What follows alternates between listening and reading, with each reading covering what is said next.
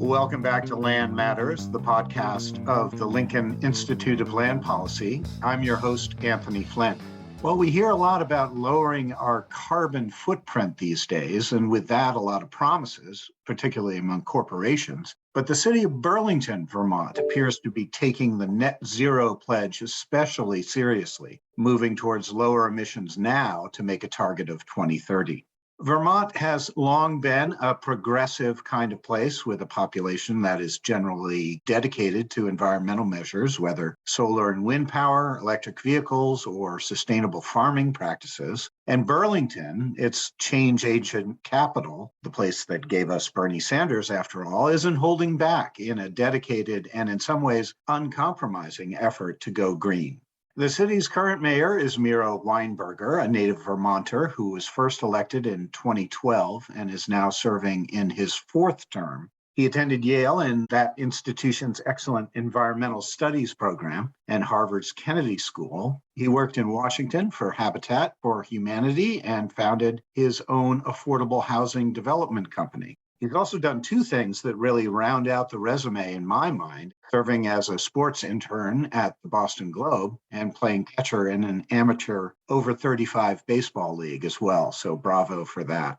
Mayor Weinberger is kind enough to take time out to be on Land Matters. Your Honor, thank you for joining this conversation. Anthony, it's great to be with you. I will say I'm still catching here. We're about to start. First game is coming up in a couple of weeks, and it's great to be with you. I've always liked the Lincoln Institute, appreciated the work you guys do, and it's an honor to be on with you. All right, great. Thank you. Burlington already has some very green credentials. It became the first city in the country to source 100% of its energy from renewables. That was in 2014. But now tell us about this ambitious goal of becoming a net zero energy city by 2030. What is that going to look like, and what are the steps to make that happen? I do see our current goal as very much a function and enabled by that long history that does go back, I think, in a lot of ways to when Bernie Sanders was the mayor and when there was a conservative effort in the 80s to really get serious about weatherization. Burlington actually uses, as a result of decades now of commitment to more efficient buildings, we today literally use less electricity as a community in 2022 than we did in 1989. Despite all the proliferation of new electrical devices and whatnot, we're still under the amount of electricity being consumed. I think that sounds exceptional, and it is. If the rest of the country had followed that trajectory, we'd have something like 200 less coal burning plants today than we do if others had sort of taken that direction. The next big step in Burlington's history that kind of overlapped with the beginning of my time, which has been 10 years now, was our push towards not just weatherizing and being efficient about our use of electricity, but also trying to supply all of that electricity from renewables. We set a goal in 2004 of becoming a 100% renewable electricity city. And in 2014, 2 years into my term as mayor, we continued that performance over the last 8 years. We had a little press conference when we got to that point, Anthony, and we knew it was a significant milestone. I don't think any of us were prepared for the national and even sort of international reaction to achieving that goal. There was enormous interest in how Burlington had gotten here. After talking to film crews from South Korea and France and answering question after question about how we did this, I came to think we had achieved it for two big reasons. One, there was political will to move in this direction. And secondly, we had this city-owned electric department that had a lot of technical expertise and that was able to execute on this and make this transformation to renewables affordable. We actually didn't have a rate increase during almost that entire period that actually was good for the Burlington Electric Department bottom line in many ways to have made this shift. It really became clear to me that it was important that the city set a new goal, and that's how we came to this net zero energy city concept. The way we are defining net zero is to essentially not use fossil fuels or have a net zero fossil fuel use in three different sectors. The electricity sector, we're already there. That gets us about 25% towards the total goal. The ground transportation sector and the thermal sector, how we heat and cool our buildings. You asked, what is it going to look like? The big strategies for getting there are electrifying everything, electrifying our vehicle fleet, And by our vehicle fleet, I mean the whole communities, all the cars and trucks that are based here in Burlington. This isn't just a governmental goal, it's a community-wide goal. Moving the heating and cooling of our buildings off of the burning of oil or natural gas to various electric technologies, the most common one probably being cold climate heat pumps, although there are certain major installations where you could get there through geothermal heat pumps or some other technology as well. And then rounding out the strategies, we are looking to implement a district energy system that would capture heat from the city's biomass facility that is part of powering the city, that runs on sustainably harvested wood chips. It's part of the net zero goal, is that we are always regenerating as much wood and carbon impounding forestry as we are consuming in a year, but it burns very inefficiently. We're trying to build a system that will capture that waste heat and use it to heat some of our major institutional buildings. And then we also are making changes to our transportation network to make active transportation account for more of our vehicle trips and bring down fossil fuel use that way as well. Those are the major roadmap strategies. Have you found anything that is particularly hard or stubborn as a component of this initiative? We hear about heat pumps and solar installations being quite laborious and rather expensive. Just as an aside, I've been looking into solar panels for my own house, and I've really been surprised at the cost and the complexity of the process. Now, I'm not trying to be a downer here, but is there one area of this that you found particularly tough in terms of trying to go citywide? In general, I would say since we set this goal, Anthony, I've been really pleased with our progress towards it. We are really trying to hold ourselves to metrics. This is an empirical goal, and we're measuring our progress towards it on an annual basis. We published this roadmap, and the same firm that helped us lay out the roadmap is measuring our progress every year. And we actually found in our first update in 2021, we're on target to meet this incredibly ambitious goal of essentially phasing out fossil fuels by 2030. Part of that, admittedly, was that, as we all know, 2020 was a pretty exceptional year, and we did see particularly transportation-related emissions drop as a result of the pandemic. We just got a new measurement in 2021, and we did see some rebounding, so that we are not on track through 2 years the way we were on one. But the rebound that happened here in Burlington was about a quarter of the rebound in emissions that happened nationwide. Basically, we had a 1.5% increase in emissions overall after the pandemic, whereas the rest of the country rose by 6%. We've seen other things that we're measuring, like the adoption of heat pumps and electric vehicles. There's been a really rapid increase in the adoption over the last couple of years since we set this goal, since we came forward with what we call green stimulus incentives very early in the pandemic. And you can just see the adoption rate of heat pumps, the trajectory of it when you graph it out, just ramped up dramatically and has stayed up since we introduced those incentives. It's something, again, that we can do as a city that has a city-owned utility, and is our utility that is offering these incentives. I have a general sense that, as we have shown in the past as a city, that you can make a difference through political will and commitment, good technical work. I think we're making a difference here as well already.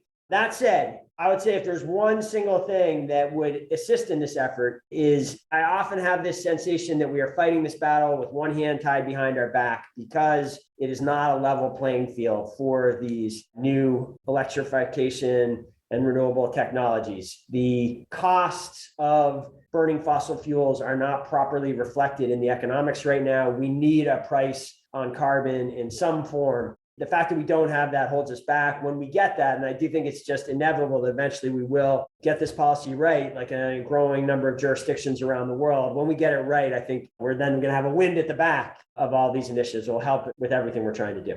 Now, I want to make sure I understand. Do you want everyone in the city of Burlington to operate an electric vehicle by 2030? Is it that kind of scaling up and adoption? Basically, yes, Anthony. That is what it would really take to fully achieve the goal. That, or some kind of offset investments to help us get to the final way there. But we are very serious about doing everything we can to incent and increasingly to put in place new rules to bring about as quickly as possible this transformation. So let me give you a couple examples of what I mean. We passed a year ago a new zoning ordinance that requires new construction. You cannot burn fossil fuels as your primary heating source. So new construction happening today. We didn't put a prohibition on fossil fuels in place. We thought that was too onerous and the technology is just not there to go that far. But by regulating the primary heating source, that can bring down the impact of a new building by as much as 85%. In recent weeks, the legislature just passed and the governor just signed off on a charter change to our Burlington charter that gives us the ability to go beyond that and to actually put new regulations in place for all buildings in Burlington. We think this is the first. We don't know if that any other city in the country has this kind of authority. By next town meeting day, next March, we plan to have in front of the voters a new ordinance that for major buildings and major existing buildings would start to put requirements in place for the transformation of mechanical systems when they get to the end of their useful life, when water heaters break. For example, we are both going to have this strategy through our utility offering very generous incentives and having actual regulatory standards in place that require a transformation. I want to ask about the utilities. You mentioned Burlington Electric, and then, of course, you have Green Mountain Power. How important is that piece, given that utility companies elsewhere seem to be wary of renewables or going green and may even end up hindering that transition? I got to say, a decade in office, grappling with this issue has made me a big believer in publicly owned power. I don't think there's any doubt that having our own city-owned electric department that is not accountable only to us. There is a statewide regulatory system that the utility has to report to as well. But this has certainly facilitated all of the work that I described over the last 30 plus years. The city-owned electric department has been a big part of that. I don't think that gets off the hook municipalities, towns, mayors that don't have their own electric utility. I think it's harder, but I do think that there are things that any local community can do to collaborate with and, when necessary, bring public pressure to bear on utilities, which tend to have to answer to some public regulatory authority. I think that there are ways to push other utilities to do what BED is doing. I think it's an exciting story in Vermont that the other utility that has really been quite innovative and has been pushing the envelope and has incentives and strategies quite similar to what I've described to you for the city's strategies, Green Mountain Power, that is an investor-owned utility. Maybe before I was mayor, in some ways, people thought they were more progressive and more cutting edge in pushing for these climate initiatives than even the city-owned utility was before a few years ago. I think that that's a hopeful model. To me, I think utilities that are not getting out front of this, that are not pushing in this direction, may ultimately face some severe financial consequences. Ultimately, I do think there will be carbon pricing of some sort will be enforced upon the whole system. I think utilities, communities that have been working and thinking on this, like Burlington, are going to be ahead of the game when that happens. I kind of consider myself in some ways the CEO of our electric utility. If we get anywhere near this net zero goal, it's going to mean we're selling a whole lot more electricity than we are now. We estimate at least 60% more electricity than we are today. It allows us to sell electricity every time someone buys an electric vehicle and charges it up in Burlington now, and they do it at night. We're able to sell them off-peak power in a way that just brings more dollars into the utility. And it's very good, the economics for us. That's why we're able to offer these very generous incentives, is that every time we bring another electric vehicle or cold climate heat pump online, that's new revenue stream to the city. These incentives in many ways largely pay for themselves with that new revenue. So to me, it seems like good business sense as well to move in this direction. Vermont has become a very popular destination for mostly affluent climate refugees, if you will. They're buying up land, building houses, green building, to be sure, and they're doing all the right things like composting and so forth. But what are the pros and cons of this? I think you're right. It is happening. We are seeing climate refugees here. We also had pandemic refugees here. We've seen big new pressures on our housing markets. That's the downside of it, is we've long had an acute housing crisis. It's worse than it's ever been now. The silver lining of that, it may finally force Vermont to get serious about putting in place land use rules at the local and state level that make it possible to build more housing. We desperately need more housing. It's what I did before taking office, as I built affordable housing in Vermont, New Hampshire. And it's a real challenge for us. We've got to get better about that. And I think there'll be environmental benefits when we do. To me, more people living in a green city like Burlington is a good trade-off for the environment. Are there other strategies that you have in mind for keeping or making a green Burlington affordable? Burlington has a great successful community land trust. You encourage accessory dwelling units. You have inclusionary zoning. What's next? More zoning reform? Or how do you chip away at this or increase supply for a greater range of housing options? I do believe we have a lot of work to do on our zoning ordinance and our statewide land use reform. For many, many projects in Vermont now, good projects, good green, energy efficient projects in settled areas have to go through both local and statewide land use permitting process in a almost entirely redundant process that doesn't really help anyone and does slow things down, add a lot of cost, create all sorts of opportunity for obstruction. I think that this is a big task of Burlington, of Vermont, of really most blue cities across the country is how do we, frankly, it's an area we need to be more like Europe. Europe is able to get things done, get infrastructure built, get housing built much more quickly at much less cost than we are doing in America. I know it's something that Secretary Buttigieg is very focused on. I think it's a very healthy conversation. We have a lot of work to do with that here, and we're focused on it. There are 3 major upzoning efforts that we're pursuing right now for the next 15 months, and there's a big conversation about Act 250 reform happening in the state as well.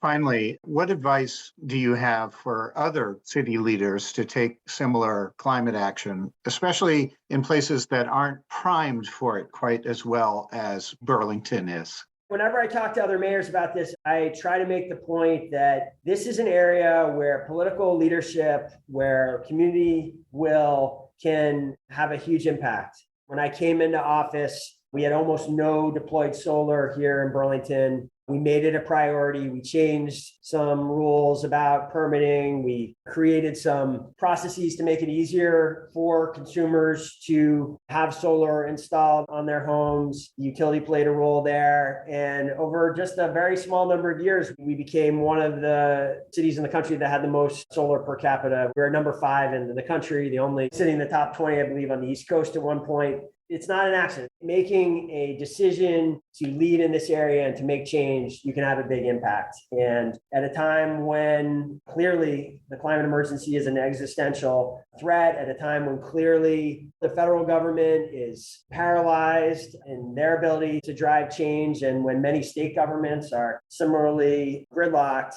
mayors and cities can really demonstrate on the ground progress. And when we do that, we show everybody else what's possible. And I think American cities are going to continue to be, as they have certainly since President Trump pulled out of the Paris Accords and so many mayors stepped up. I think mayors are going to continue to play a really critical role in keeping America in this debate, in this critical mission, and ultimately the state and federal government will catch up to us.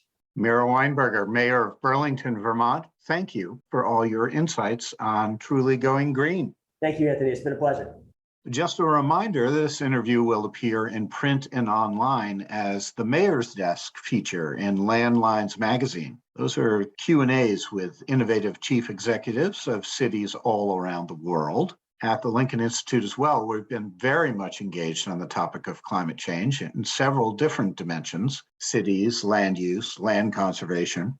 To learn more, just go to our website, lincolninst.edu, and click on Our Work. Also follow us on Twitter. The handle is @landpolicy.